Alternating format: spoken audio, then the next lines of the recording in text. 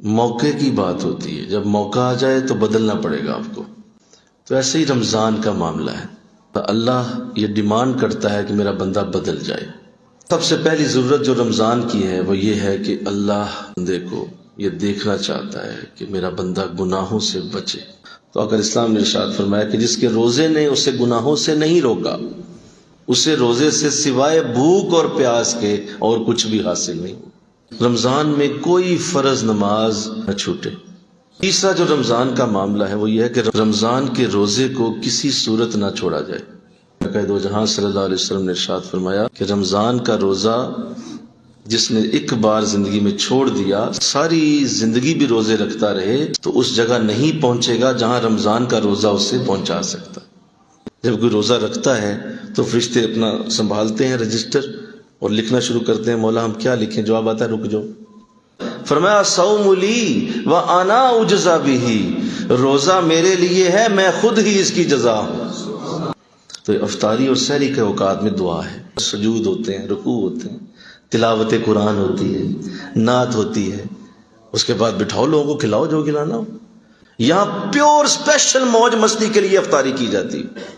سارے دوست اکٹھے ہو کے بیٹھتے ہیں، آج افطاری ہے جی، فلاں کے گھر جانا ہے، وہاں موجیں، ہاتھ پہ ہاتھ سٹا جا رہا ہے اور اس سے پہلے کہہ کے لگ رہے ہیں، او ہو ایسے ہو گیا تیسے ہو۔ جو وقت جیسے کام کا ہے اس کو اسی طرح صرف کرو۔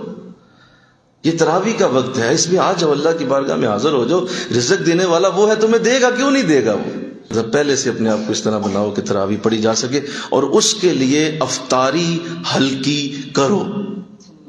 اعتکاف آخری عشرے کا، ہر رات چونکہ برکت بڑھتی چلی جاتی ہے، جب 20ویں رات آتی ہے تو اللہ کی رحمتوں کی اب انتہا شروع ہونے لگتی ہے۔ لہذا اللہ بھی اپنا پورا دھکا لگاتا ہے بخشش کے لیے، اور اس دھکے کا نام اعتکاف رکھا گیا ہے۔ ٹھیک تو نے 20 دن گزار لیے مرضی سے، آیا نماز کبھی پڑھی کبھی چھوڑ دی، کبھی تراویح گول ہو گئی، سب کچھ ہوتا رہا جی، ہوتا رہا۔ چل میرے بندے کوئی بات نہیں، آخری 10 دن تو میرے پاس ہی آ جا۔ ہائے مل کے کہو نا سبحان اللہ، میں تیرا رزق کا ذمہ دار، میں تیرے بچوں کا ذمہ دار، میں تیرے گھر کا ذمہ دار، تمام چیزوں کا ذمہ دار، تو میرے پاس ہی شفٹ ہو جا 10 دن۔ فرمایا 2 حج اور 2 عمرے اللہ اعتکاف والے کو عطا کرتا ہے۔ حضرت مجدد الفیصانی رحمۃ اللہ تعالی علیہ آپ فرماتے ہیں کہ رمضان المبارک یہ سارے سال کا خلاصہ ہے۔ جس نے رمضان کو جیسا گزارا اب پورا سال اس کا ویسے ہی گزرے گا۔ اسلام نے فرمایا جس نے قرآن اور رمضان ان دونوں کو راضی کر لیا اور یہ اس کے سفارشی ہو گئے، اسے دوزخ سے بچا لیا گیا، وہ ضرور جنت میں چلا جائے گا۔ جو ہی تم صرف 2 نفل پڑھو گے تو اللہ اسے فرض بنا دے گا۔ نفل فرضوں تک جا پہنچا۔ جس نے 1 فرض پڑھا اللہ کے ہاں 70 فرض لکھے گئے، 1400 گناہ تک فائدہ ہوا۔ اتنی بڑی کرنسی ابھی تک کوئی دنیا میں وجود میں نہیں آئی ہے جو رمضان کے مقابلے میں آ جائے۔ تو اللہ فرما رہا ہے میرے ہاں آجو اور رمضان میں ایک نیکی کرو، 1400 لے لو مجھ سے۔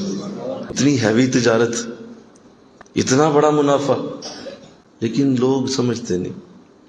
انہیں کیا پتا ہو رمضان کہتے کس کو۔